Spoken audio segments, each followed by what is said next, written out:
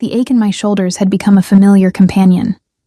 I'd been hunched over Theodore Carrington's mahogany desk for the past 3 hours, organizing contracts that represented more money than I'd see in a lifetime. Each page was a reminder of the empire he'd built. Legitimate real estate holdings that concealed something far darker beneath their polished surface. My fingers cramped around the pen as I initialed another document, the scratch of ink on paper the only sound in his vast corner office. Outside the floor-to-ceiling windows, Chicago's skyline glittered like scattered diamonds against the night sky.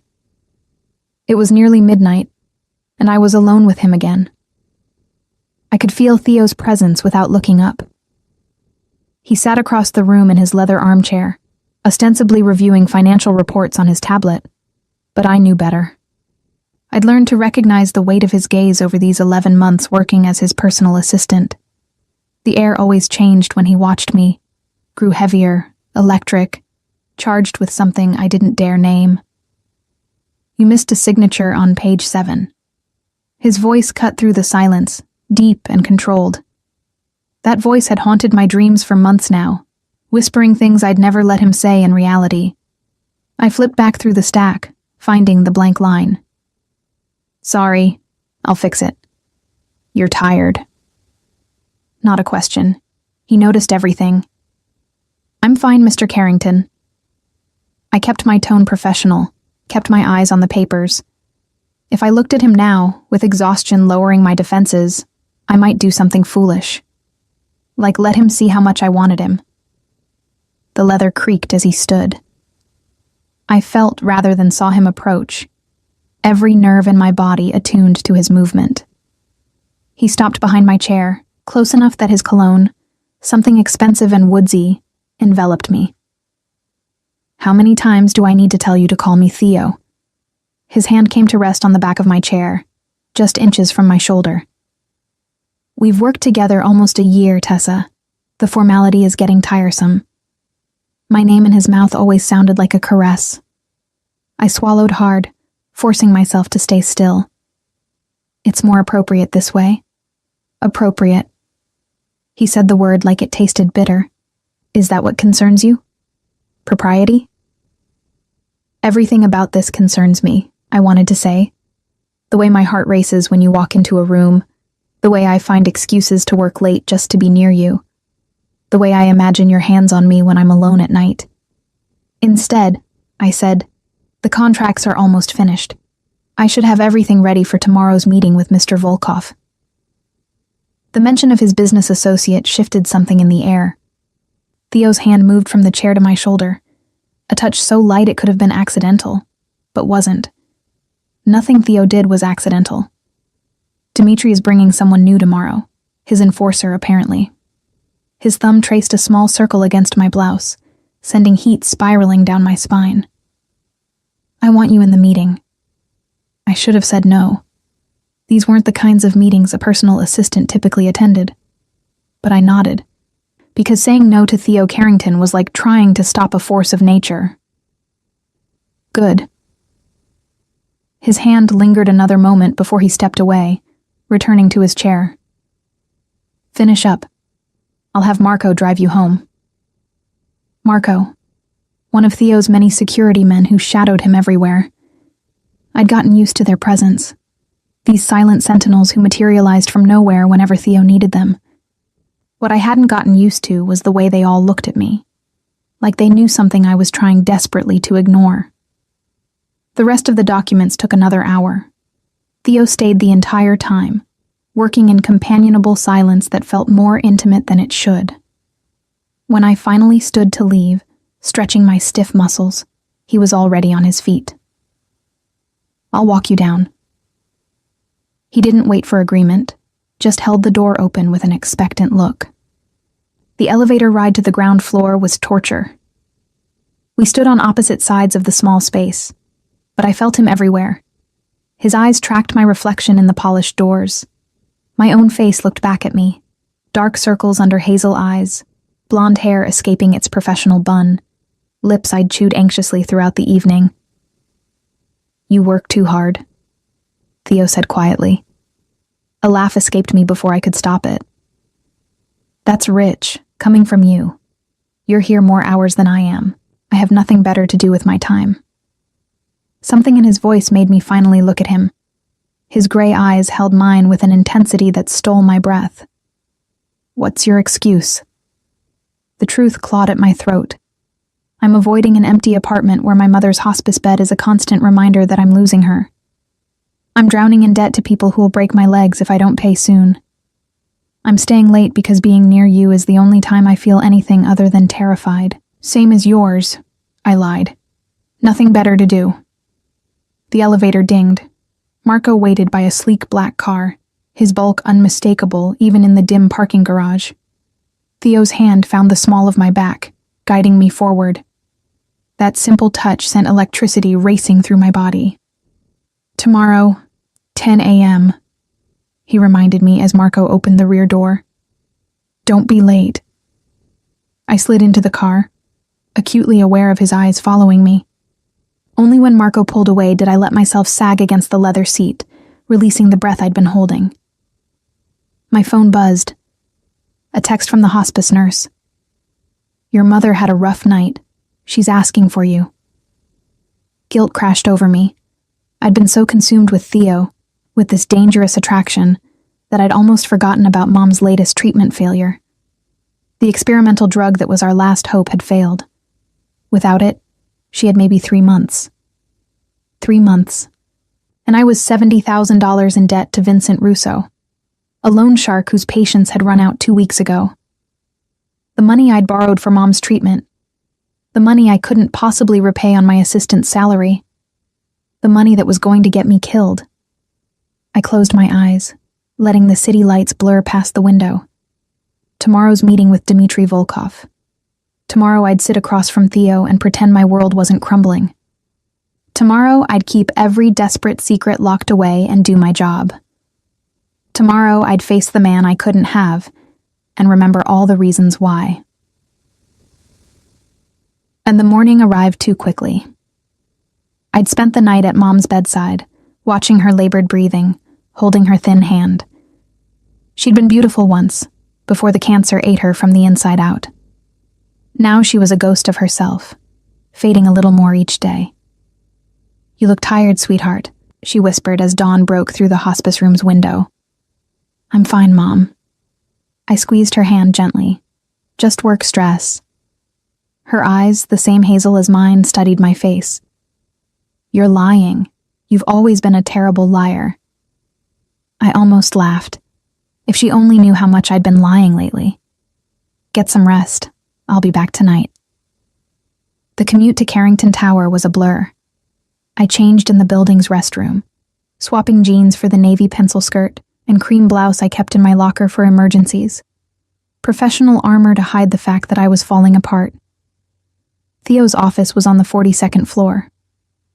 I'd barely stepped off the elevator when his door opened. He stood there in a charcoal suit that emphasized his broad shoulders, his dark hair swept back from a face that belonged on magazine covers if it weren't for the hardness in his eyes. That hardness spoke of violence, of power, of a man who'd built an empire through means I tried not to think about. "You're early." His gaze swept over me, lingering on my face. "But you look exhausted. Rough night?" "I'm fine," I said for the second time in as many hours. "Where do you need me for the meeting?" He studied me another moment, jaw tight, then gestured to his office. "They'll be here in 30 minutes. I want you taking notes on everything discussed. Dimitri's new enforcer makes me nervous. I need every detail documented." I settled into the chair across from his desk, pulling out my tablet. Theo remained standing by the window, staring out at the city he controlled from this glass tower. The silence stretched, comfortable in a way that terrified me. How had this become comfortable? How had I let myself get so tangled up with a man who lived in shadows? Tessa. My name pulled me from my thoughts. Theo had turned from the window, hands in his pockets, expression unreadable. "If something was wrong, you'd tell me. Wouldn't you?" The question caught me off guard. "What do you mean?" "I mean you've worked for me for 11 months. In that time, you've been unfailingly punctual, thorough, professional. But the past few weeks, you've been distracted, worried. He took a step closer. I want to know why. Because I'm dying inside watching my mother fade. Because I owe money to a man who'll kill me if I don't pay. Because every moment with you makes it harder to breathe. Personal issues, I managed. Nothing that affects my work. Everything about you affects your work. Another step. He was close now, close enough that I had to tilt my head back to maintain eye contact. If you're in trouble, I can handle it. The words came out sharper than intended. I don't need rescuing, Mr. Carrington. Something flashed in his eyes. Frustration, maybe, or hurt. But before he could respond, his phone buzzed. He glanced at it, jaw tightening. They're early. He straightened his tie, a habitual gesture I'd memorized. Remember, take notes on everything, especially anything that feels off. The next 10 minutes passed in tense preparation. Theo's demeanor shifted, the man I'd glimpsed moments ago disappearing behind a mask of cold authority. This was the Theo Carrington the city feared, the untouchable crime lord who'd taken his father's struggling organization and turned it into an empire. When Marco opened the door to admit Dmitry Volkov and his companion, I had my tablet ready, my expression schooled into professional neutrality. Dmitry I'd met before. A silver-haired Russian in his 50s with sharp eyes and an easy smile that never reached those eyes. He greeted Theo with the casualness of old associates, though I'd learned nothing in their world was ever casual. It was his companion who made my stomach drop. Vincent Russo, the loan shark I owed $70,000 to. The man whose calls I'd been avoiding for weeks. The man who'd promised to make an example of me if I didn't pay by the end of the month. Our eyes met across the room. Recognition flickered in his. Recognition and something worse. Calculation. Theo, my friend, Dmitry was saying. Let me introduce Vincent Russo, best enforcer I've ever worked with. Figured you two should meet. Theo's gaze swept over Vincent, assessing. I've heard the name. Your reputation precedes you. Vincent's smile was all predator. All good things, I hope. His eyes slid to me, lingering in a way that made my skin crawl. Though I have to say, Dmitry didn't mention you had such beautiful staff. The temperature in the room dropped 10 degrees. I felt it. The shift in Theo's energy. The way he went absolutely still beside his desk. When I dared glance at him, his expression was carved from ice. My assistant is off limits, Theo said quietly. Too quietly. I'd learned that when Theo got quiet, people got hurt. I'd suggest you remember that. Vincent raised his hands in mock surrender, but his smile widened. No offense intended, just making an observation. Make your observations elsewhere. Theo's voice could have frozen hell itself. He moved then, positioning himself between Vincent and me in a gesture so blatantly protective, it made my heart stutter. Tessa, take your notes from over there. He indicated a chair in the corner, farther from Vincent. I moved on autopilot, acutely aware of 3 sets of eyes tracking my movement. Dmitry looked amused. Vincent looked calculating. Theo looked murderous. The meeting should have proceeded to business. Instead, Vincent couldn't seem to stop looking at me. Every few minutes, his gaze would drift my way, appraising me like merchandise. And each time it did, Theo's jaw would tighten another notch. You seem distracted, Vincent, Theo finally said, his tone deceptively mild. Perhaps you'd prefer to have this meeting another time. Not at all. Vincent leaned back in his chair, completely at ease despite the death in Theo's eyes. I'm just trying to place where I've seen your assistant before. She looks familiar. My hands froze over the tablet. This was it. He was going to tell Theo about the debt, about how desperate I'd been, about everything I'd tried so hard to hide. I doubt you've met. Theo's voice was steel wrapped in silk. Tessa doesn't exactly run in your circles. Maybe not. Vincent's smile turned knowing. But Chicago's not that big. People cross paths. They don't cross paths with her. Theo stood, his full height imposing as he looked down at Vincent. Let me be absolutely clear, since you seem to be having trouble understanding. My assistant is mine to protect. That means she's untouchable. Do we understand each other? The word mine hung in the air like a declaration of war. I couldn't breathe, couldn't move, couldn't do anything but stare at Theo's back as he stood between me and Vincent like a wall of controlled fury. Dimitri cleared his throat. Perhaps we should reschedule. That won't be necessary. Theo cut him off. Vincent just needed a reminder about professional boundaries. I'm sure he's got it now. He turned those cold gray eyes on Vincent. Haven't you? Vincent's smile didn't waver, but something dangerous flickered in his expression. Crystal clear, Carrington. Your assistant is off limits, though you might want to ask her why she looks so nervous right now. My blood turned to ice.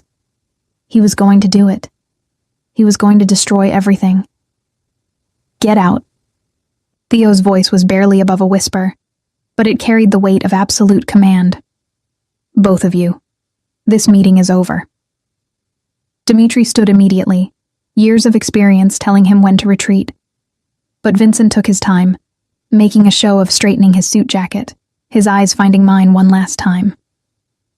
Pleasure meeting you, Tessa, he said, my name deliberate. I'm sure we'll be seeing each other again soon. The threat was unmistakable. And from the way Theo's hands clenched at his sides, he heard it too. When the door finally closed behind them, the silence was deafening. I couldn't look at Theo, couldn't face whatever questions he was about to ask. My entire body trembled as I clutched the tablet like a lifeline. Tessa. His voice was different now, not cold but searching. Look at me. I forced my eyes up. He'd moved closer, standing just a few feet away, his expression a mixture of concern and barely restrained violence. How do you know Vincent Russo? The question I'd been dreading, the one that would unravel everything. I don't, I lied, and watched something in his eyes shatter. Don't lie to me. He took another step forward. I've learned to read you over these months. You're terrified right now, and it's not because of me. It's because of him. So I'll ask again. How do you know Vincent Russo? My throat closed up. I couldn't tell him. Couldn't admit I'd borrowed money from a loan shark, that I was drowning in debt, that I was exactly the kind of liability he couldn't afford to have in his organization. It's personal, I whispered. Please don't ask me to explain. Theo's jaw worked. Personal. That's your answer. It's the only answer I can give. For a long moment, he just stared at me. Then he turned away, running a hand through his hair, the first sign of agitation I'd ever seen from him. I want you to go home, he said finally. Take the rest of the day. We'll talk about this tomorrow. Theo, that's not a request. He wouldn't look at me. Go home, Tessa. Before I say something we'll both regret. I gathered my things with shaking hands, acutely aware that everything had just changed.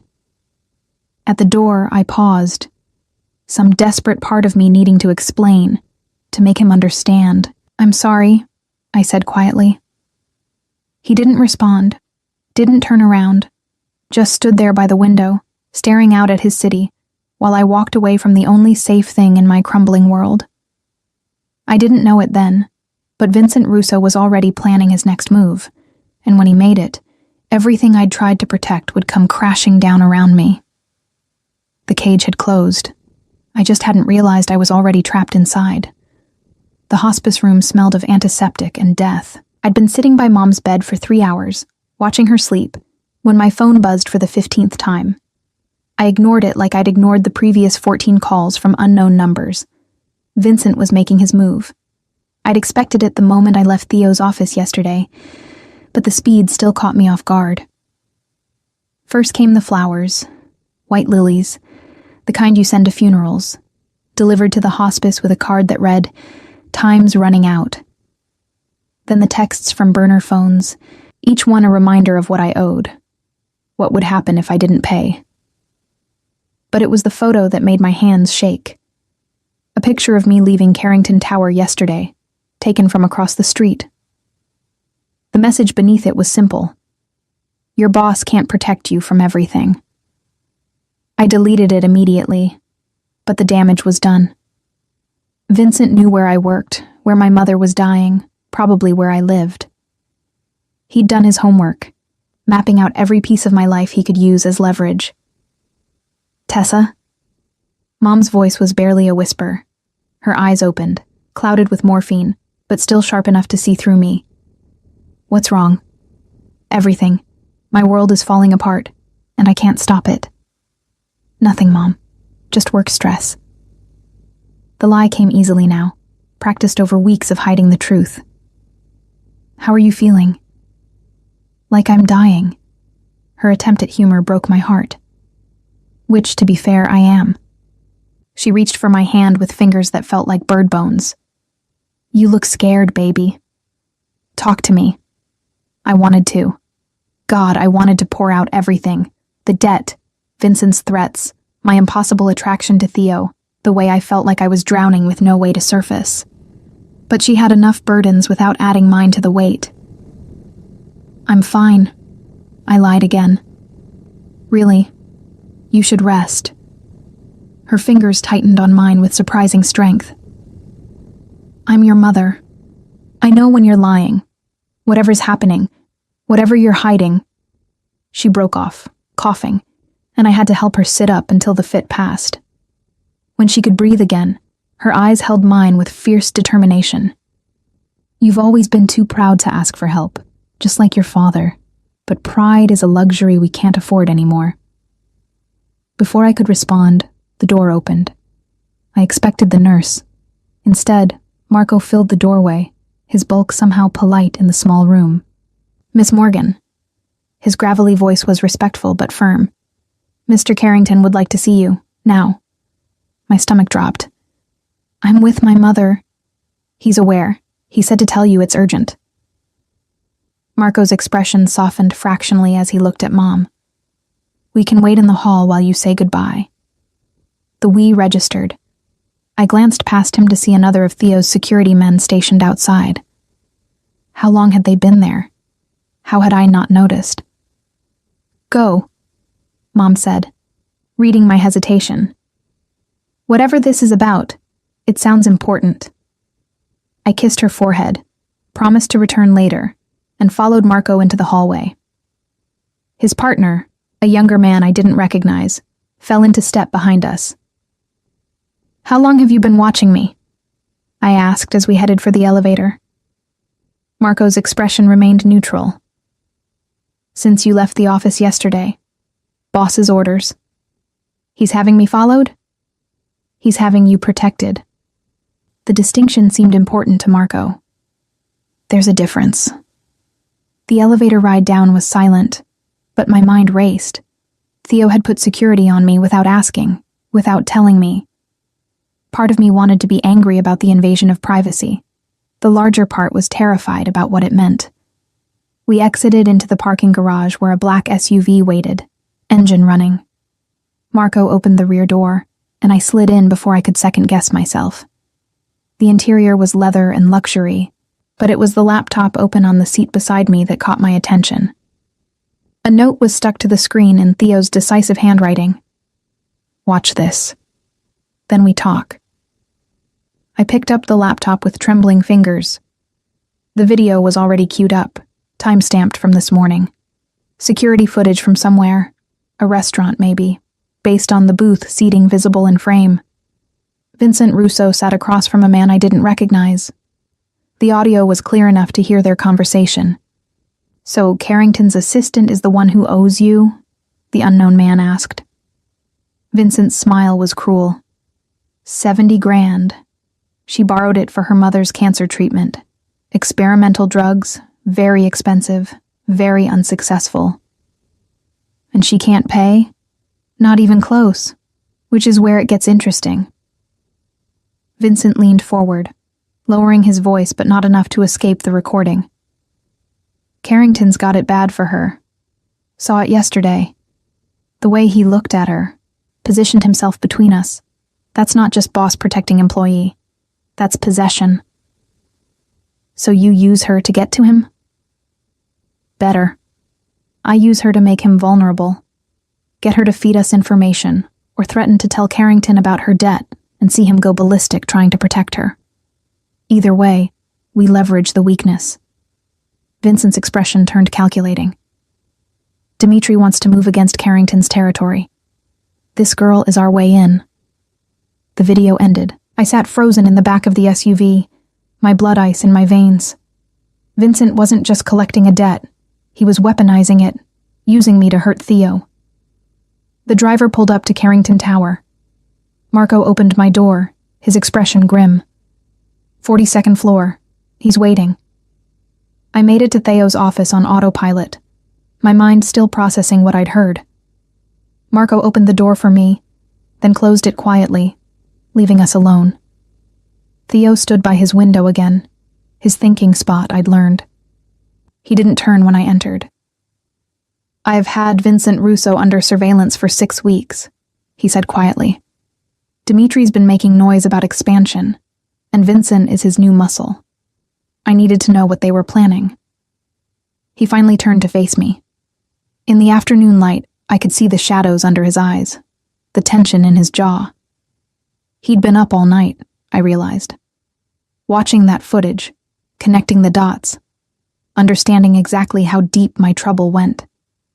I didn't know the woman he was talking about was you.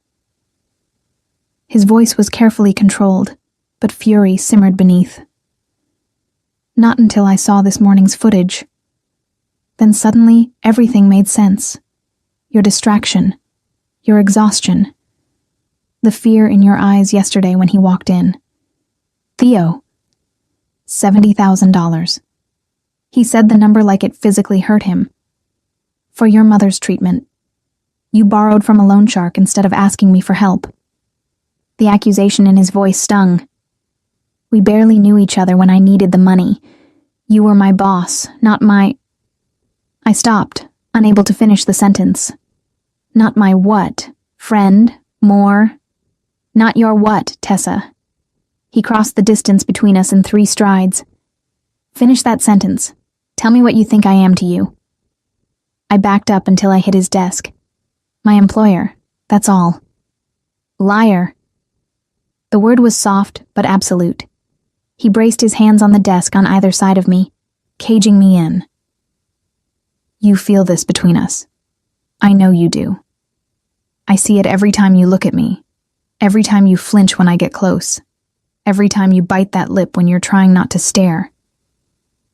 Heat flooded my face. That's inappropriate. Everything about what I want to do to you is inappropriate. His eyes darkened, pupils dilating. But that doesn't make it less true. I've spent 11 months trying to be professional, trying to give you space, trying to ignore the fact that I want you so badly I can barely think straight. And the whole time, you were drowning and didn't trust me enough to tell me. It's not about trust. Then what is it about? His voice rose for the first time. Because from where I'm standing, you'd rather owe money to a man who wants to use you as a weapon against me than ask me for help. Do you know what that does to me? Do you understand what it means that you'd choose a loan shark over me? The raw pain in his voice stopped me cold. This wasn't just about the money or Vincent's threats. This was about me not coming to him, not seeing him as someone who would help. I couldn't ask you, I whispered. You're my boss. I can't mix up my professional life with my personal problems, and I definitely can't. I stopped again, but this time he wouldn't let it go. Can't what? His face was inches from mine now. Can't admit there's something between us? Can't acknowledge that we've been circling each other for months? Can't accept that I'd burn down half this city before letting Vincent Russo hurt you? Stop. My hands came up to press against his chest, feeling his heart hammering beneath expensive fabric. This can't happen. Whatever you think you feel, I don't think anything. I know. His hand cupped my face with devastating gentleness. I know that you're the first thing I think about when I wake up and the last thing on my mind before I sleep. I know that watching you work is the highlight of my day.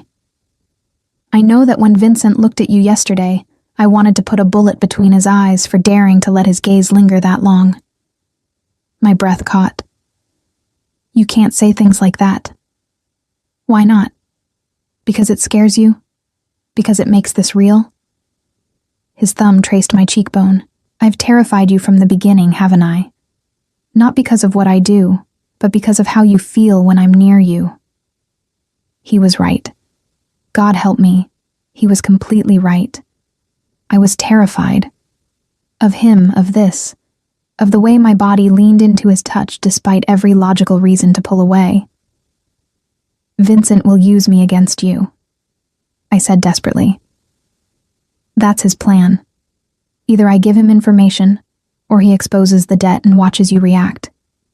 Either way, I'm a liability you can't afford. Let me worry about Vincent. His expression hardened. I've already handled the immediate threat. Your debt, paid in full as of an hour ago. The money's been transferred to his account with instructions that you're no longer his concern. I went rigid. You paid... Theo, that's $70,000. I don't care if it was $700,000. His other hand found my waist, pulling me flush against him. You're mine to protect, Tessa. That means your debts are my debts. Your problems are my problems. Your mother's treatment is my concern. I can't let you do that. It's already done. His voice softened. Your mother needs a bone marrow transplant, doesn't she? The experimental drugs failed, and transplant is her only option now. My eyes burned with unshed tears. How did you... I know everything about you. Your mother's diagnosis, her treatment history, the fact that you've been tested and aren't a match. I know about your father dying when you were 12, about you putting yourself through community college while working 2 jobs, about the apartment you rent in a building with broken locks because it's all you can afford. His thumb caught a tear that escaped. I know you, Tessa, and I'm not letting you fight this alone anymore. The tenderness in his voice undid me completely. I'd spent so long being strong, being independent, refusing to need anyone. But Theo was offering something I hadn't had in years, someone to lean on, someone who saw my struggles and wanted to help carry the weight. Why? The question came out broken. Why do you care this much? His answer was simple, devastating. Because you're mine. Before I could respond, his phone buzzed. He released me with obvious reluctance, stepping back to check the message. His expression darkened. Vincent just withdrew the money. He looked up at me. Which means he knows I'm involved now. This just became personal for him. Not about the debt anymore, but about challenging me. Fear spiked through my relief. What will he do? He'll push back, try to prove I can't protect what's mine. Theo's jaw clenched. Which is why you're not going home tonight. You're staying at my penthouse where I have security. We'll deal with your mother's situation tomorrow. I'm having her transferred to a private facility with better care while we search for a donor match. Theo, that's too much. It's not enough. He pulled me back against him, his embrace almost desperate. Don't you understand yet? I would give you everything, Tessa. My money, my protection, my life if necessary. Because the thought of losing you, of Vincent or anyone else hurting you. His voice roughened. It's not something I can tolerate. I should have pulled away, should have maintained boundaries, kept things professional. Instead, I let myself lean into his strength, breathing in his scent, allowing myself this moment of being held by someone who actually wanted to shoulder my burdens. I'm scared, I admitted against his chest. I know. His lips brushed my hair. But you don't have to be scared alone anymore. The phone buzzed again. Then again. Theo tensed, reading the messages over my shoulder. When he cursed under his breath, I knew it was bad.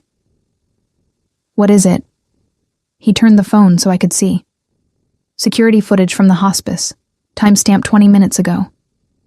Vincent Russo walking through the lobby, heading toward the elevators, toward my mother's room. "Marco," Theo barked into his phone. "Get to St. Catherine's Hospice now. Russo's there. I want him nowhere near Trudy Morgan, understand?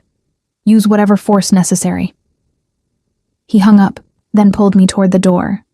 "We're going, now." The drive to the hospice was the longest 15 minutes of my life. Theo kept his hand on my knee the entire way, his touch grounding even as terror threatened to consume me. If Vincent hurt my mother, if he used her fragile state to send me a message. We screeched to a stop outside the main entrance. Marco was already there, blocking Vincent's path to the elevators. Even from the car, I could see the tension in both men's stances. Theo was out before the vehicle fully stopped. I scrambled after him, my heels clicking on the polished floor as we approached. "Just trying to visit a friend," Vincent was saying, his tone mockingly innocent. "You don't have friends in this building." Marco's voice was granite. "Turn around and leave. Last warning." Vincent's eyes found me behind Theo. "Tessa, I was hoping to run into you. Wanted to thank you for the unexpected payment. Very generous of your boss." "Stay away from her mother," Theo said quietly. Too quietly. "This is between us now. Leave Tessa and Trudy out of it." "But that's not as fun." Vincent's smile was all teeth. "See, I realized something today. You care about this girl. Really care. That makes her valuable in ways beyond the money she owed me." He looked at me. "You should ask your boss what happened to the last person he cared about, Tessa. Ask him about Elena Volkov." Theo went absolutely still. "Get out, now, before I forget we're in a public place." Something in Theo's voice must have convinced Vincent he'd pushed far enough. He raised his hands in surrender, backing toward the exit. "This isn't over, Carrington. Not by a long shot." Only when Vincent disappeared through the doors did Theo turn to me. The raw emotion on his face stole my breath. Fury and fear, and something that looked almost like grief. "Who's Elena Volkov?" I asked. His expression shuddered. "Someone I failed to protect. Someone I lost because I didn't see the threat until it was too late." He cupped my face between his hands. "That's not happening with you. I won't let it." The vow in his voice was absolute. And as he led me to the elevator, his hand never leaving mine, I realized the cage hadn't just closed. I'd willingly walked into it. And God help me, I didn't want to leave. Mom was sleeping when we reached her room. The morphine drip had been increased, the nurse explained quietly, after she'd become agitated following a visitor. My blood ran cold at the confirmation. Vincent had gotten to her before Marco arrived. "What did he say to her?" I demanded, my voice sharper than intended. The nurse looked uncomfortable. "He asked about you, where you lived, where you worked, information she refused to give him. That's when she became upset, and we had to sedate her." Theo's hand found the small of my back, steadying me. "Thank you. We'll sit with her for a while." Once we were alone, I sank into the chair beside Mom's bed, taking her hand in mine. She looked so fragile, her skin paper-thin, her breathing shallow. The idea of Vincent in this room, threatening her, using her to get to me. I should have told you sooner. The confession spilled out before I could stop it. About the debt, about Vincent, about all of it. Maybe if I had, he wouldn't have. "This isn't your fault." Theo crouched beside my chair, his hand covering both of mine. Vincent would have made his move regardless. Men like him always do. Men like him. I looked at Theo, really looked at him. What about men like you? You've been so careful to keep me separate from your business, but we both know what you really do. The real estate empire, the legitimate holdings. That's not where your power comes from, is it? He was quiet for a long moment. No, it's not. Tell me about Elena Volkov. His jaw tightened. That's not a conversation for here. Then where? Because you're asking me to trust you with my life, with my mother's life, and I don't even know what happened to the last person you tried to protect. Something in my voice must have reached him because he stood, running a hand through his hair in that gesture of agitation I'd only seen twice before. Fine, but not here. Your mother needs rest. And this conversation... He stopped. It requires privacy. 30 minutes later, we were in Theo's penthouse. I'd never been here before. Had only heard rumors about the top-floor apartment that took up the entire 45th story of Carrington Tower. The reality was breathtaking. Floor-to-ceiling windows overlooking the Chicago skyline, minimalist furniture in shades of charcoal and cream, artwork that probably cost more than most people made in a lifetime. But it was the photo on his desk that stopped me. A young woman, maybe 20, with dark hair and Dmitry Volkov's eyes. She was laughing in the picture, caught in a moment of pure joy. Elena, I said softly. Theo nodded, pouring 2 glasses of whiskey from a crystal decanter.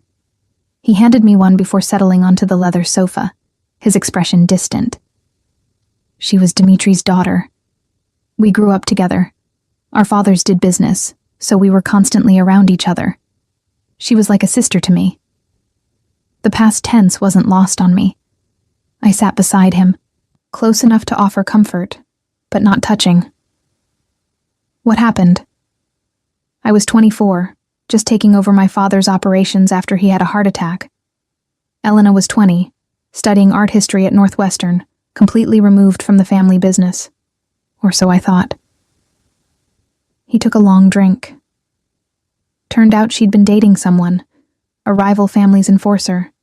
She thought it was secret, thought she could keep those worlds separate. But she couldn't.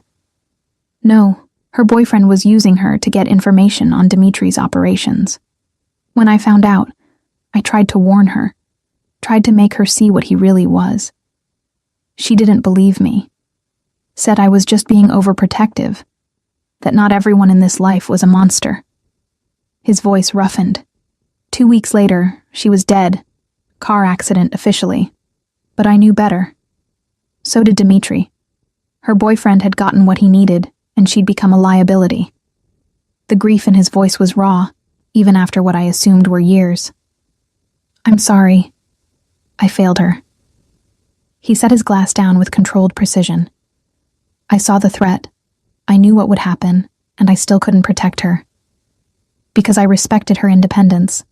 I gave her space to make her own choices, and those choices got her killed. Understanding dawned. That's why you're so intense about protecting me. Why you paid my debt without asking. Why you have security following me. You're not going to make the same mistake twice. No, I'm not. He turned to face me fully. Elena died because I wasn't decisive enough, because I let her push me away when I should have pulled her closer and kept her safe whether she wanted it or not. I won't make that mistake with you, Tessa. I can't. The conviction in his voice should have frightened me. Instead, it stirred something deep in my chest, a warmth that had been growing for months, fed by late nights in his office, by the way he looked at me like I was precious, by moments like this where he let me see beneath the controlled exterior. What are you saying exactly? I asked quietly. I'm saying you're mine to protect now. Officially. Completely. He reached for me, his hands framing my face with devastating gentleness. I'm saying I've spent 11 months trying to keep things professional, trying to give you space, trying to ignore what I feel every time you walk into a room. But after today, after Vincent, after seeing how close I came to losing you, his forehead touched mine. I'm done pretending this is just about protection or professional responsibility. It's more. You're more. My heart hammered against my ribs. Theo. I know the risks. I know you work for me, that there's a power imbalance, that this complicates everything. I know you probably think I'm being possessive and overbearing and crossing a dozen lines. His thumb traced my lower lip. But I also know that when I thought Vincent might have hurt you today, something in me broke. The idea of you scared and alone, of you in danger. I can't tolerate it, Tessa. I won't. This is crazy. But even as I said it, my hands came to rest on his chest, feeling his heart race beneath my palms. We barely know each other outside of work. This intensity, this possessiveness, it's too much too fast. Is it? His eyes searched mine. You've been in my office every day for 11 months. I know how you take your coffee, black with 1 sugar, but only in the morning. You drink it plain after noon. I know you bite your thumbnail when you're concentrating, that you tuck your hair behind your right ear when you're nervous, that you have a small scar on your left wrist from a childhood bike accident. I know you're left-handed, but you learned to use your right because your father was left-handed, and after he died, using your left felt wrong. Each observation hit like a physical touch. I hadn't realized he'd been paying such close attention, learning me the way I'd been learning him. I know you prefer chocolate to vanilla, he continued, his voice dropping lower. That you hate wearing heels but do it anyway because you think it makes you look more professional. I know you read mystery novels on your lunch break and always skip to the last page first because you can't stand not knowing how it ends. I know your mother's favorite flowers are sunflowers, that you wanted to be a writer before life got in the way, that you're terrified of deep water because you almost drowned when you were 8. Stop. My voice broke. How do you know all of that? Because I've been obsessed with you since the day you started working for me. His confession was raw, unguarded. You walked into that interview wearing a suit 2 sizes too big, borrowed from someone, I later found out, and you looked me in the eye and told me you weren't qualified for the position, but you were desperate and willing to work harder than anyone else I could hire. That honesty, that fire. I was lost right then. The memory flooded back. I'd been so nervous that day, fresh from being laid off from my previous job, drowning in my mother's medical bills even then. I'd applied for the assistant position expecting nothing, and somehow Theo had looked past my lack of qualifications and given me a chance. You hired me because you were attracted to me? The question came out accusatory. No, I hired you because you were hungry and honest and clearly smarter than your resume suggested. The attraction was just, he smiled wryly, an unexpected complication, one I've spent almost a year trying to ignore. Why tell me now? Because Vincent forced my hand. Because keeping you at arm's length isn't keeping you safe. It's making you vulnerable. If you're going to have a target on your back because of me, you deserve to know why. His hands tightened on my face. You deserve to know that this isn't just protection. It's possession.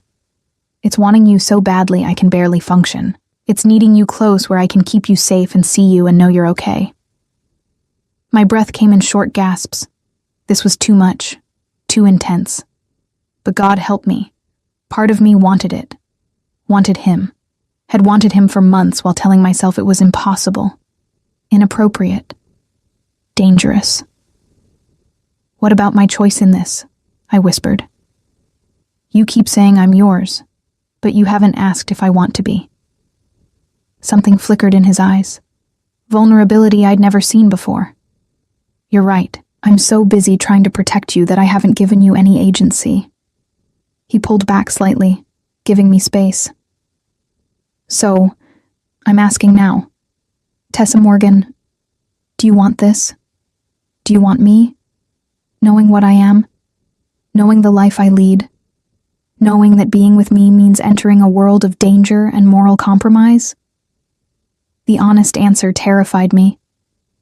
I don't know what I want. Everything's happening so fast. My mom, the debt, Vincent, you. I can't think straight. Then don't think. His voice was pure temptation. For once, don't analyze or overthink or worry about all the ways this could go wrong. Just tell me, when I touch you like this." His fingers traced down my throat. "Do you want me to stop?" "No." The admission escaped before I could censor it. "When I look at you the way I am right now, like I want to devour you, does it scare you?" "Yes." My hands fisted in his shirt. "But not the way you think. It scares me because I want it. Because every time you get close, I forget all the reasons why this is a terrible idea." His smile was slow, predatory. "Good. Because I'm done giving you space to overthink this. I'm done pretending I don't want you. I'm done being professional when all I want is to make you mine in every way that matters." He kissed me then, not gentle, not asking permission, but claiming.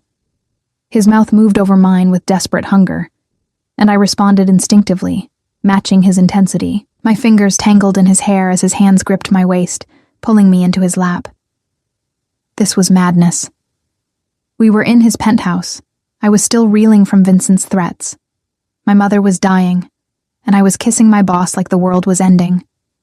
But none of that mattered when Theo's tongue swept against mine, when his hand slid beneath my blouse to find bare skin, when he groaned my name like a prayer. "Say it," he demanded against my lips. "Say you're mine." Some last vestige of self-preservation made me hesitate. This doesn't solve anything. Vincent's still a threat. My mother's still dying. All our problems are still... I'll handle Vincent. I'll get your mother into the best treatment facility in the country and we'll find a donor. I'll solve every problem you have, Tessa. But I need you to give me this. His eyes burned into mine. I need you to choose me. Choose us. Choose to stop fighting this thing between us. The desperation in his voice undid me. Here was one of Chicago's most powerful men, someone who could have anything he wanted, begging me to choose him. Not demanding, not taking, asking. "What happens if I say yes?" I asked. "What does choosing you mean exactly?" "It means you let me protect you. It means you stop trying to handle everything alone. It means..." He took a shaky breath. "It means you're mine, and I'm yours. Completely. No more boundaries, no more professional distance. Just us, figuring this out together." The offer was tempting. Too tempting. Because beyond the physical attraction, beyond the heat between us, was something deeper. Theo saw me. Really saw me. My struggles, my fears, my desperate attempts to keep everything together. And instead of judging, he wanted to help carry the weight. "I'm not saying I'm agreeing to everything," I said carefully. "But maybe we could try. See what this is when we're not pretending it doesn't exist." His smile could have lit the Chicago skyline. "That's all I'm asking for. A chance to prove you belong with me." He kissed me again, slower this time, savoring. And as I melted into him, letting him pull me closer, I realized I'd already made my choice. I'd chosen him the moment I didn't pull away, the moment I kissed him back, the moment I admitted I wanted this despite every logical reason to run. I was Theodore Carrington's. The question was, would that save me or destroy me? Only time would tell. The morning after I chose Theo, I woke up in his bed. Nothing had happened beyond the kissing. He'd been surprisingly restrained, pulling back when things got too heated and insisting I needed rest. But sleeping in his penthouse, in his space, surrounded by his scent on the pillows, felt more intimate than anything physical could have been. I found him in the kitchen, already dressed in a navy suit, making coffee with the precision he brought to everything. He looked up when I entered, and the heat in his eyes made me acutely aware that I was wearing nothing but his shirt. "Good morning." His voice was rough, intimate. "How did you sleep?" "Better than I have in months."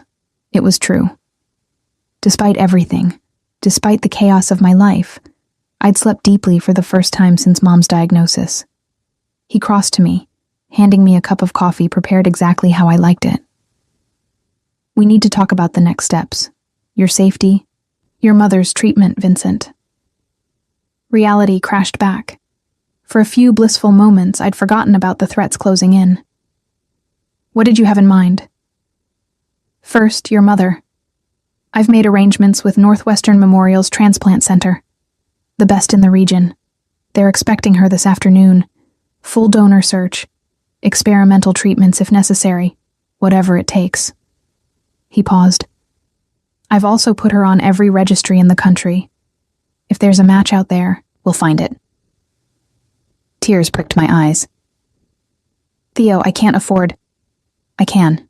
And I am. His tone left no room for argument. Second, your apartment. You're not going back there. Vincent knows where you live, and I'm not leaving you vulnerable. So where am I supposed to stay? Here, with me. He set down his coffee cup. I know it's fast. I know you probably want your own space. But until Vincent is dealt with, I need you where I can protect you. Where my security can monitor every entrance, every visitor, every potential threat. The cage was closing again, but this time I couldn't summon the energy to fight it. He was right. My apartment wasn't safe. And the truth was, being near Theo felt safer than anywhere else. For how long? Until I've eliminated the threat. His expression hardened. Which brings me to Vincent. I've put word out through my channels. He's to stay away from you, your mother, anyone connected to you. But Vincent's ambitious. He won't back down just because I told him to. So what happens now? Now we wait for him to make his move, and when he does, I end him. The casual way he said it sent chills down my spine. In the meantime, you'll have security with you at all times. Marco during the day, Stefan at night. Non-negotiable. I should have argued. Should have insisted I didn't need constant guards. But after yesterday, after seeing Vincent at the hospice, I knew better. Okay. Surprise flickered across Theo's face. Okay? No argument? You were right yesterday. I've been too proud to ask for help, too stubborn to admit I was drowning. But I'm done pretending I can handle this alone. I moved closer, my hands finding his chest. If you're offering to help my mother, to protect us both, I'm not going to let pride get in the way. His arms came around me, pulling me flush against him.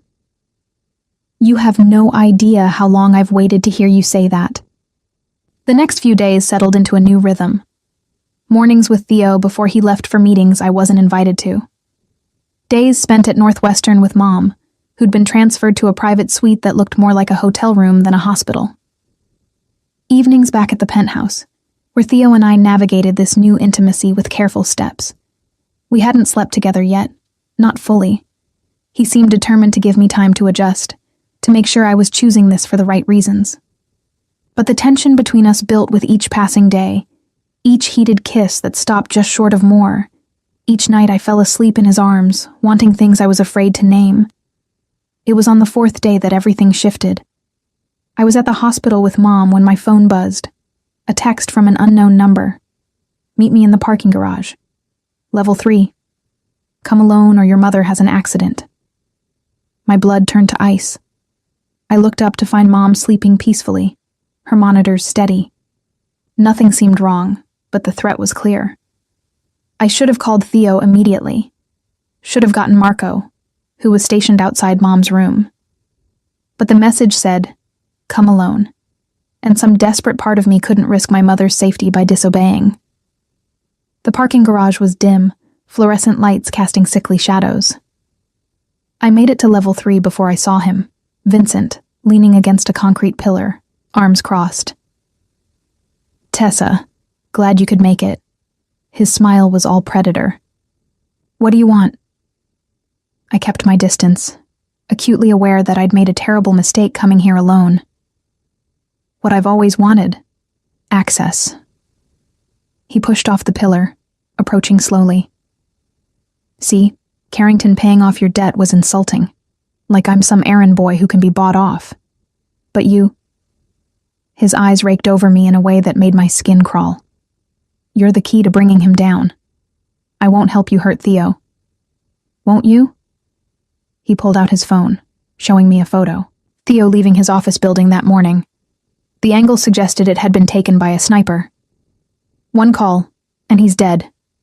Unless you give me what I want. Which is? Information. Access codes to his private accounts. Names of his contacts in city government. Details about his shipping operations. Vincent's smile widened. Everything that will let Dimitri and me take over his territory piece by piece. He'll know it came from me. Probably.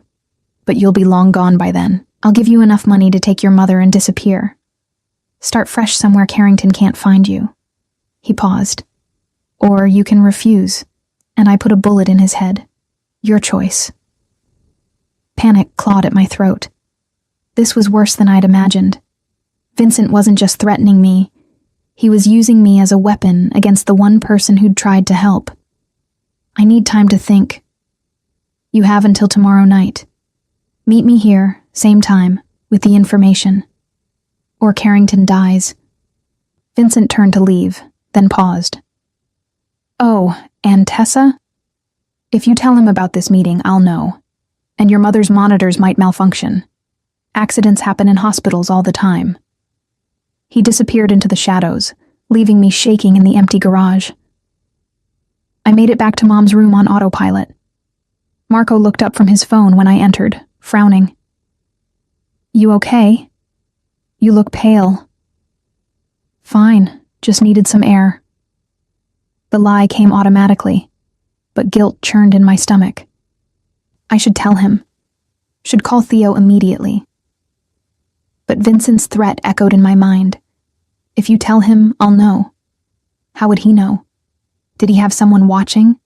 Someone in Theo's organization feeding him information? That night, back at the penthouse, Theo knew something was wrong. You've barely eaten. He gestured to my untouched plate. And you've been quiet all evening. What's going on?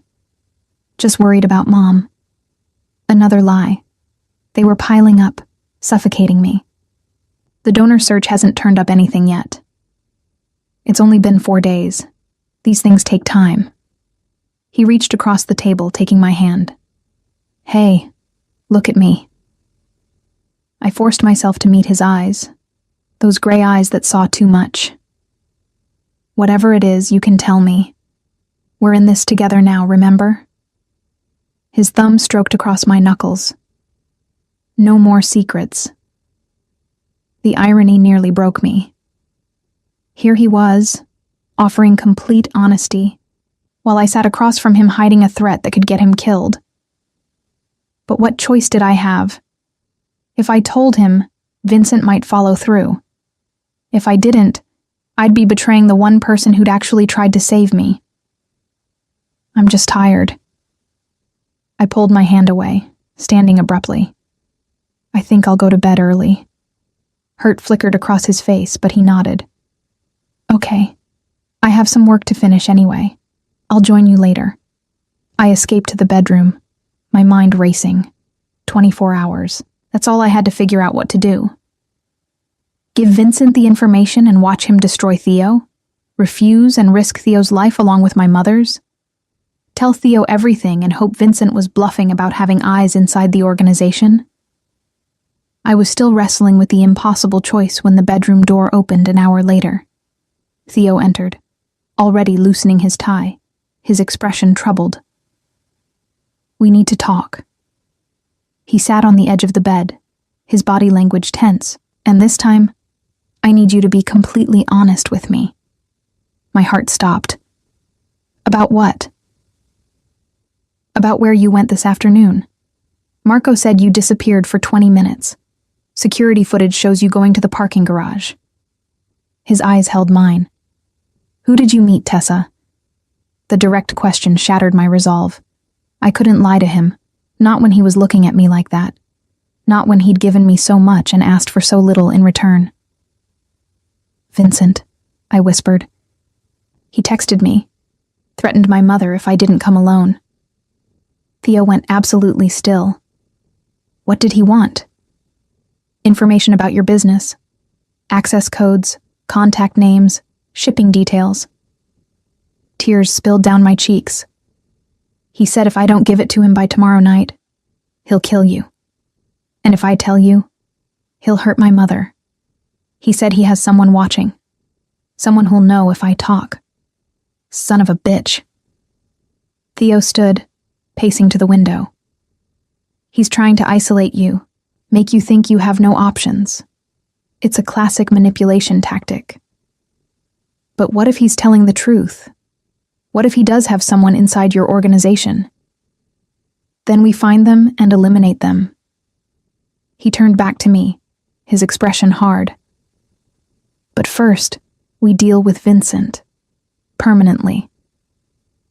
The certainty in his voice should have frightened me. Instead, it brought relief. How? By giving him exactly what he wants. Or at least, making him think we are.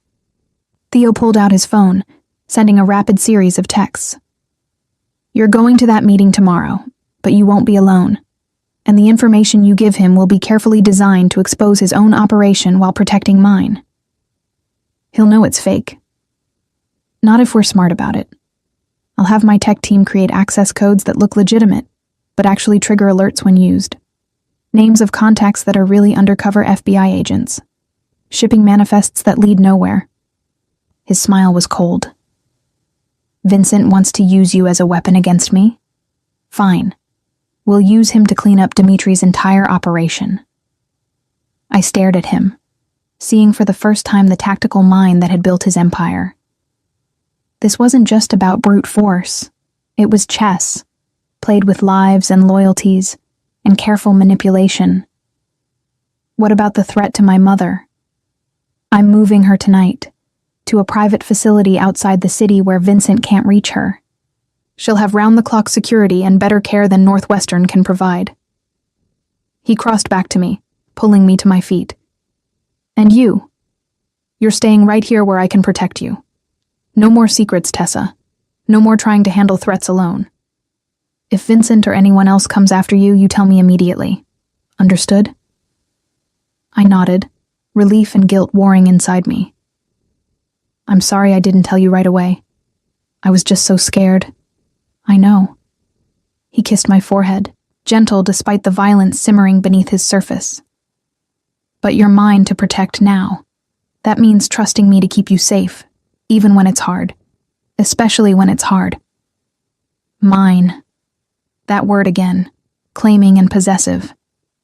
But this time, instead of frightening me, it felt like a promise. A vow that I wasn't alone anymore. What happens after tomorrow? I asked. After we trap Vincent? After tomorrow, you're safe. Your mother's safe. And Vincent Russo learns what happens to people who threaten what's mine. His eyes darkened with promise and threat. But tonight, you're here with me, and I'm not letting you out of my sight. He pulled me into bed, tucking me against his chest with possessive tenderness.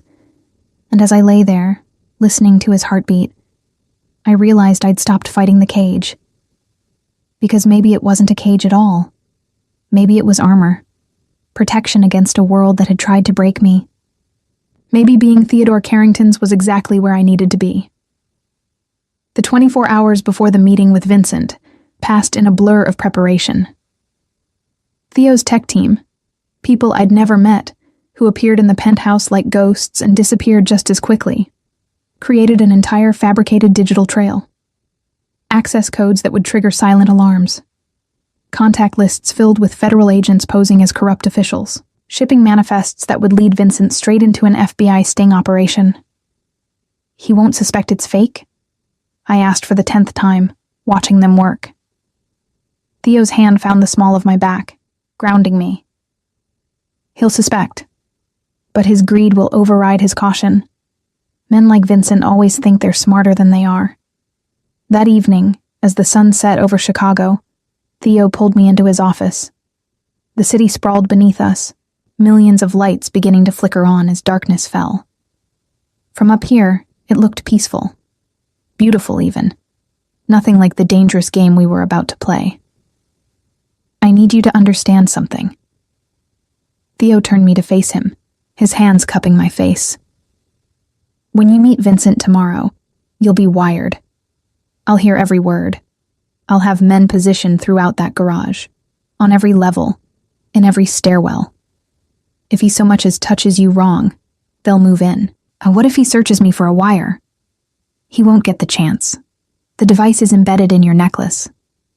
He pulled a delicate gold chain from his pocket, a small pendant dangling from it. It's also a panic button. You press it once, and my men converge on your location within seconds. I took the necklace with trembling fingers.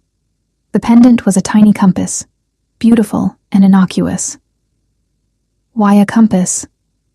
His smile was soft, intimate. So you always know which way is home, which way leads back to me. The sentiment undid me. This dangerous man with his empire of shadows and blood, he was offering me a way home, a tether to safety in the midst of chaos. Theo, I started, but he stopped me with a kiss, not desperate or demanding, but achingly tender. Come back to me tomorrow, he whispered against my lips. That's all I ask. Give Vincent the information, let him think he's won, and come home. I'll handle the rest. That night I couldn't sleep. I lay in Theo's arms, feeling his steady breathing, trying to memorize every detail. The way his hand rested possessively on my hip, the warmth of his chest against my back, the security of being held by someone who'd burn the world down before letting harm come to me. You're thinking too loud, he murmured in the darkness. I can practically hear your mind racing. I'm scared. The admission came easier in the dark. What if something goes wrong tomorrow? What if Vincent figures it out and... Then I kill him. Simple. Absolute. I've been playing nice, Tessa, trying to handle this through proper channels. But if he threatens you directly, if he so much as raises his voice at you, I'm done being civilized. Do you understand what I'm saying? I did. I understood that Theo's restraint had limits, that his protection came with a price, violence delivered on my behalf, blood spilled to keep me safe. I should have been horrified. Instead, I felt something closer to relief. I understand, I whispered. His arms tightened around me. After tomorrow, this is over. Vincent will be dealt with. Your mother will be safe in the new facility, and you and I... He paused. We'll figure out what we are to each other without all these external threats. What do you think we are? Mine. That word again, possessive and absolute. You're mine, Tessa, and I'm yours. Everything else is just details. The parking garage at 3 p.m. was exactly as grim as I remembered. I descended to level 3 with Marco trailing me at a distance, far enough that Vincent wouldn't immediately spot him, close enough to intervene if needed. The necklace Theo had given me felt heavy against my throat, a reminder of the lifeline I carried. Vincent was waiting in the same spot, arms crossed, that predatory smile firmly in place. Tessa, right on time. I appreciate punctuality. I have what you wanted. I held up the USB drive that Theo's team had prepared. Everything you asked for. Access codes, contact lists, shipping manifests. Just like that? No fight, no attempt to protect your boyfriend? Vincent's eyes narrowed. I'm almost disappointed. He's not my boyfriend. He's my boss. The lie tasted bitter. And I'm not dying to protect his criminal empire. You want the information? Take it. Just leave me and my mother alone. Vincent crossed to me, his hand reaching for the drive. I forced myself not to flinch as his fingers brushed mine, taking the USB. See? That wasn't so hard. And now you're free, Tessa. Free from Carrington. Free from the debt. Free to disappear and start over. That's it? You'll just let me go. Why wouldn't I? I've got what I need. Carrington's entire operation on a silver platter thanks to you. He pocketed the drive. Though I have to say, I'm curious. Does he know you're here right now? Does he know his precious assistant is selling him out? The question was a test. I kept my expression neutral. He thinks I'm at the hospital with my mother. He doesn't know about any of this. Good. Vincent's smile widened. Then there's no reason for him to connect you to what happens next. When his accounts start getting drained, when his contacts start getting arrested, when his entire empire comes crashing down, you'll be long gone. Just another employee who quit without notice. Disgust churned in my stomach, but I kept it hidden. When do I get the money you promised? Impatient, are we? Don't worry. Give me 24 hours to verify this information is legitimate, and I'll wire you $100,000. More than enough to take Mommy and disappear. He turned to leave, but paused, looking back at me over his shoulder. You know, you're smarter than I gave you credit for. Most women in your position would have told Carrington everything, trusted him to protect them. But you understood the truth. In this world, everyone's expendable. Even pretty little assistants that bosses think they're in love with. The words hit harder than they should have. Was that what I was to Theo? Someone he thought he loved until I became inconvenient? No. I pushed the doubt away. Theo had proven himself again and again. This was Vincent playing mind games, trying to shake my confidence. Goodbye, Vincent. I turned and walked away, forcing myself not to run, not to show fear. Only when I reached the stairwell where Marco waited did I let myself breathe. You did good, Marco said quietly, falling into step beside me. Boss heard everything. He's moving on Vincent now. Now? But I thought we were waiting for him to use the information. Change of plans. Vincent made a mistake. Marco's smile was grim. He threatened you directly. Told his associate earlier today that once he verified the data, he was going to kill you anyway. Couldn't risk you going back to Carrington and warning him. Ice flooded my veins. He was going to kill me? He was going to try. But Boss has had Vincent's communications tapped since yesterday. The second he made that threat, it was over. Marco held open the door to the parking structure's exit. Vincent Russo just signed his own death warrant. The drive back to Carrington Tower was silent. I sat in the back of the SUV, my hands shaking despite the heat pumping through the vents. Vincent had planned to kill me all along. Even if I'd given him real information, even if I'd betrayed Theo completely, it wouldn't have mattered. I'd been dead the moment I became useful to him. The penthouse was quiet when I arrived. Too quiet. I found Theo in his office, standing by the windows, his phone pressed to his ear. He was speaking in rapid Italian, his tone cold and commanding.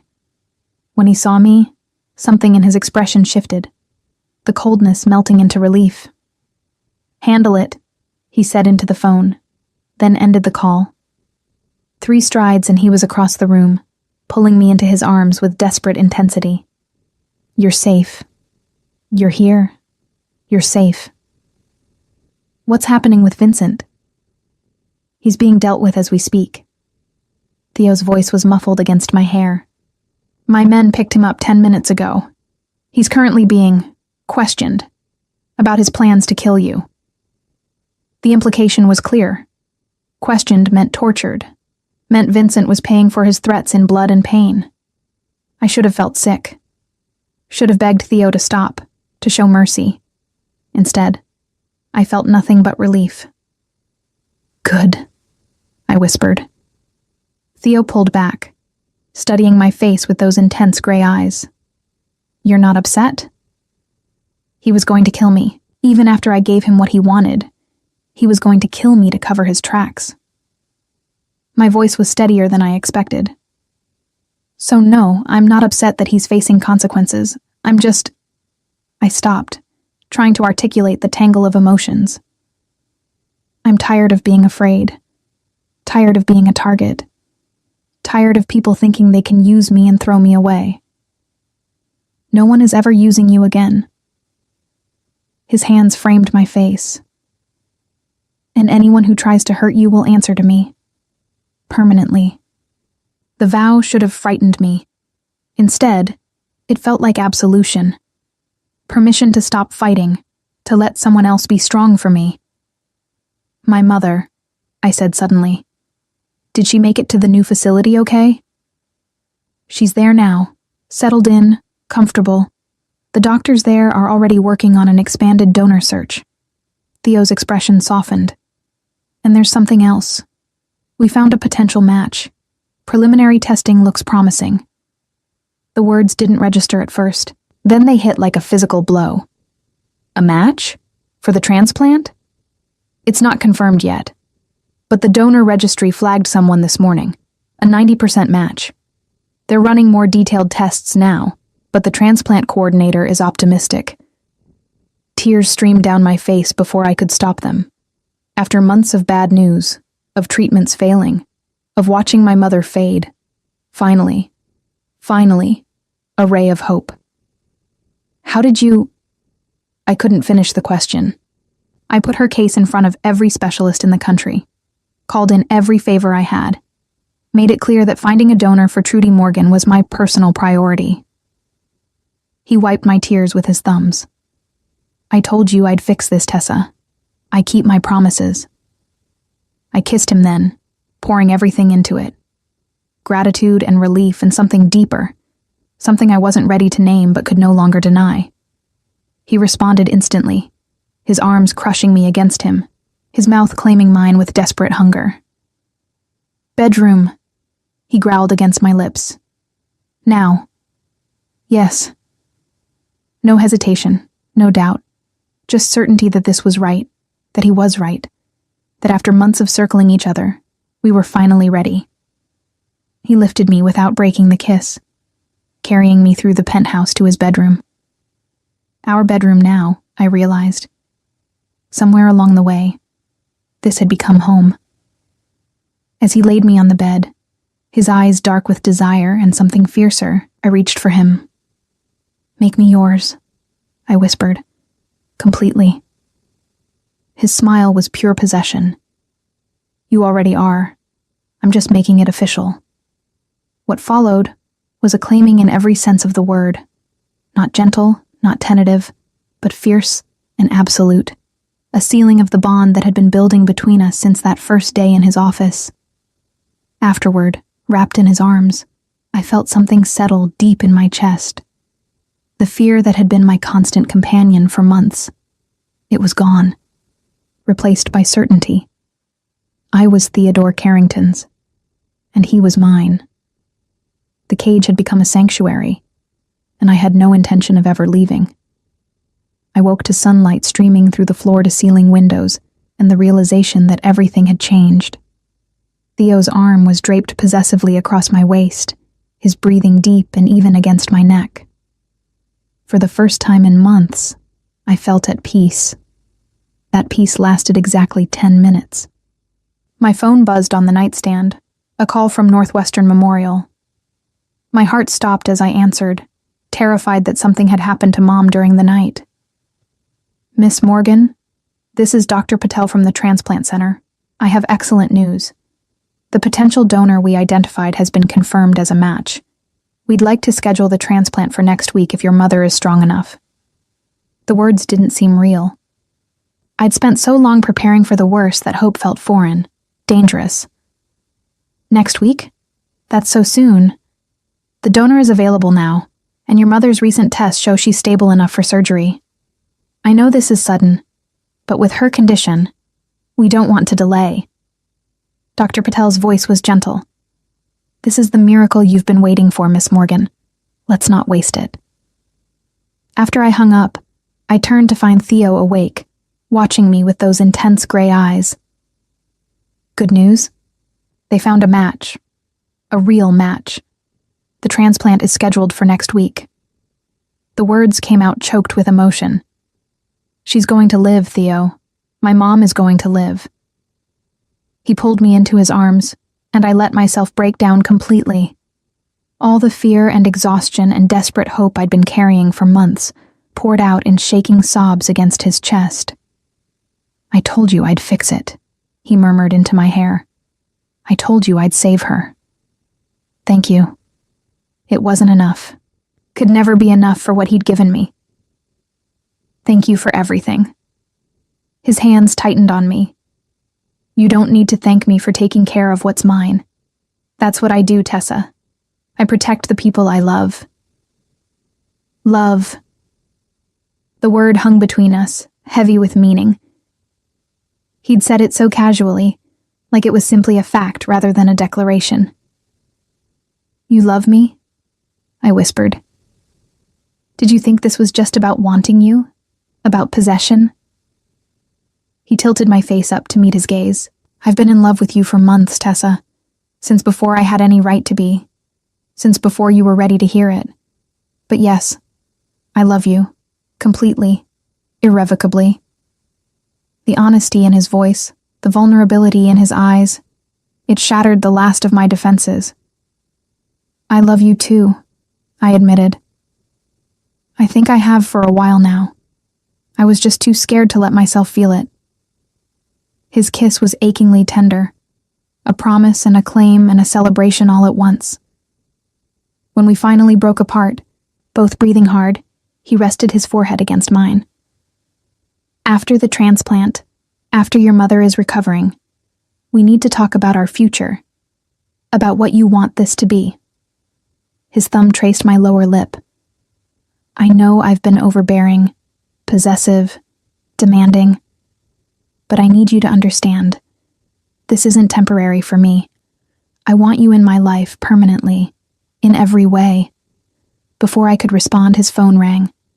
The ringtone was one I'd learned to recognize. Marco, calling with urgent business. Theo's expression hardened as he answered. What is it? A pause as he listened, his jaw tightening with each passing second. When? How many? No, keep her there. I'm on my way. He was out of bed before hanging up, already pulling on clothes with efficient precision. Get dressed. We need to go to the hospital, now. Fear spiked through me. What's wrong? Is it my mother? Your mother is fine, but there's been a situation. His voice was controlled, but I could see the fury simmering beneath. Vincent had associates we didn't know about. They just tried to gain access to your mother's floor at Northwestern. Security stopped them, but they know where she is. The realization made my blood run cold. Even after everything, they're still coming after her. After me. Not for long. Theo's voice promised violence. Get dressed. You're coming with me, and we're ending this today. 20 minutes later, we were at Northwestern, surrounded by what seemed like a small army of Theo's security. The transplant floor had been locked down, no one in or out without clearance, and in a private waiting room, 2 men sat zip-tied to chairs, bleeding and terrified. These are the ones who tried to access your mother's room, Marco explained. They had fake visitor passes and a detailed plan of the floor layout. Theo circled the men like a predator. Who sent you? Neither answered. Theo nodded to Marco, who stepped forward with a knife that caught the fluorescent light. The message was clear: talk or bleed. Dmitry Volkov, one of them finally gasped. He sent us. Said Vincent failed. Said the girl needed to pay for what she did. Dmitry wants Carrington to suffer. Ice filled my veins. I'd thought Vincent was the threat, but he'd just been a pawn in Dmitry's larger game. Where is Dmitry now? Theo's voice was deadly calm. His estate, but you can't get to him there. He's got 20 men, all armed, all loyal. I don't need to get to him. Theo pulled out his phone, making a call. This is Carrington. I need a meeting with the Volkov family. Today, their estate. Tell them it's regarding their recent attempt on my family's life. Tell them if they refuse, I go to the FBI with everything I have on their operation. He hung up and turned to me. You're staying here with Marco and 6 men. No one gets past them. No one. Understand? Where are you going? To end this. Permanently. He cupped my face, his touch gentle despite the violence in his eyes. Dmitry crossed a line when he sent men after your mother, when he threatened you. I've been patient, played by the rules of our world. But that ends today. Theo, please. If something happens to you, nothing will happen to me. I'm too angry to die. His smile was cold, and I have too much to live for now. You, your mother, our future. No one is taking that from me. Especially not Dmitry Volkov. He kissed me hard, possessive, then left with half his security team. I watched him go, terror and pride warring in my chest. The hours that followed were the longest of my life. I sat with my mother, who was blissfully unaware of the threat that had just been stopped, holding her hand while Marco and his team stood guard. The hospital had been turned into a fortress, every entrance monitored, every visitor screened. It was nearly 6 p.m. when Theo finally called. "It's done," he said simply. Dmitry Volkov is no longer a threat. His organization is being absorbed by families more amenable to peace. And his associates have been given a very clear message about what happens when someone threatens what's mine. Relief washed through me. "Are you okay? Are you hurt?" "I'm fine. Better than fine. I'm coming to get you." We have things to discuss. When he arrived 30 minutes later, he looked untouched. Not a hair out of place, his suit pristine. But there was something different in his eyes. A satisfaction. A finality. "What happened?" I asked as he pulled me into a private consultation room. I made Dmitry an offer he couldn't refuse. He backs off completely, surrenders his stake in several key operations, and publicly acknowledges that you and your mother are under my permanent protection. In exchange, he gets to keep breathing. Theo's smile was predatory. He accepted. Just like that? Not quite. I also showed him what I'm capable of when someone threatens my family. Made sure he understood that while I'd been playing nice before, that courtesy is now permanently revoked. His hand found my waist, pulling me close. "No one will dare touch you again, Tessa. I've made you untouchable." The certainty in his voice should have frightened me. Instead, it felt like armor settling into place. Protection I'd never had. Safety I'd never known. "What does this mean for us?" I asked. "It means I'm done hiding what you are to me. Done pretending this is casual or temporary." He reached into his pocket, pulling out a small velvet box. "It means I want to make this official." My heart stopped as he opened the box, revealing a ring. A simple but stunning diamond solitaire that caught the light and scattered it like stars. "I know this is fast. I know we've only been together a few days, technically. But I've loved you for months, Tessa. I've built my entire world around keeping you safe. And I don't want to wait anymore." He took my hand. "Marry me. Not because you owe me, or because I've helped your mother, but because you love me. Because you want this life with me. Because you choose me freely." Tears streamed down my face. A week ago, I'd been drowning in debt and fear, watching my mother die, desperate and alone. Now I stood here with a man who'd moved heaven and earth to save us both, who'd made me his in every way that mattered, who was offering me a future I'd never dared imagine. "Yes," I whispered. "Yes, I'll marry you." The smile that broke across his face was pure joy, the first time I'd seen him look truly happy. He slid the ring onto my finger, then kissed me with desperate intensity. "You're mine now," he murmured against my lips. "Officially. Completely." "Yours?" I agreed. "And you're mine. Always."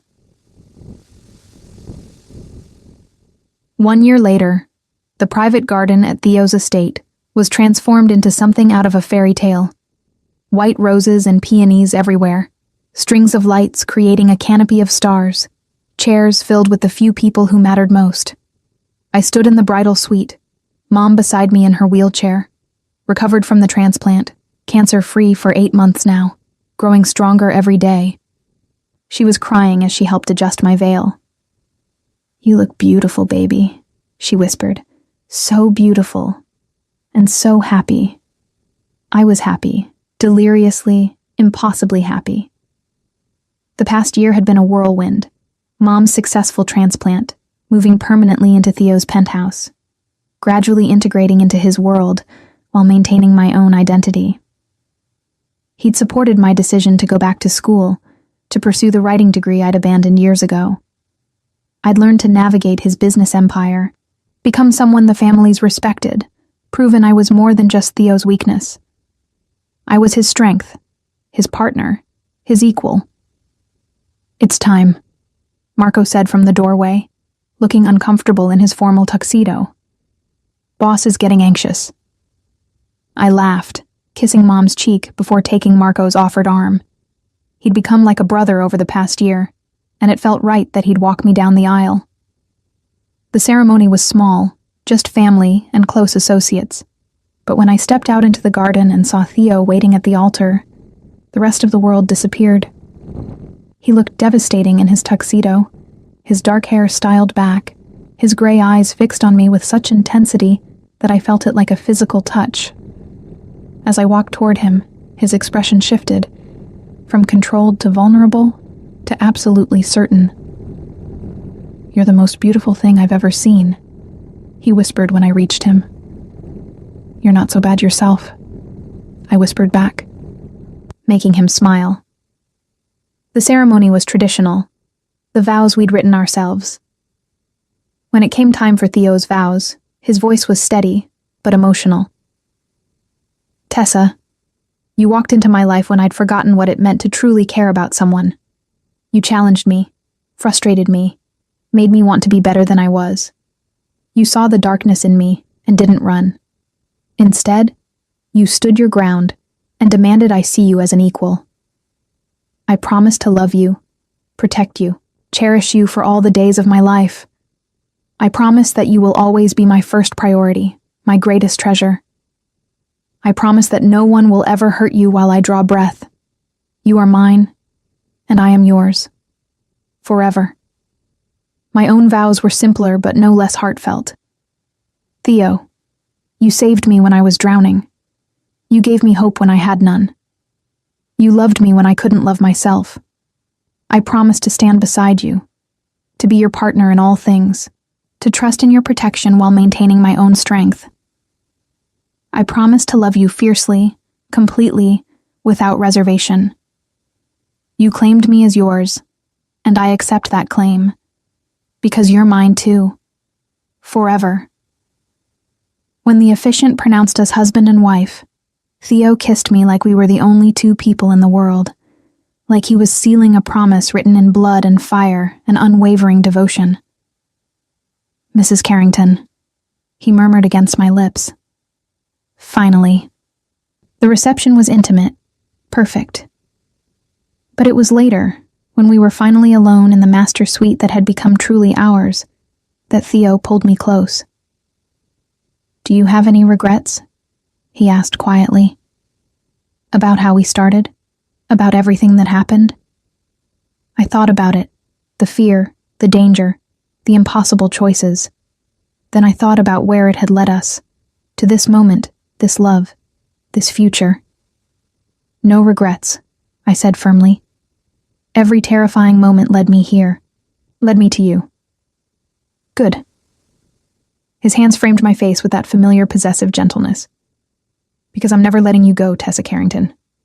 You're stuck with me now. Promise?" I smiled. "Promise." He kissed me softly. "You and me, against the world, forever." And as he carried me to our bed, claiming me once more as his wife, his partner, his everything, I knew that forever with Theodore Carrington was exactly where I belonged. The cage had become a sanctuary. The captor had become my salvation, and the man I'd feared had become the love of my life. This was my happily ever after, hard-won, fierce, and absolutely perfect.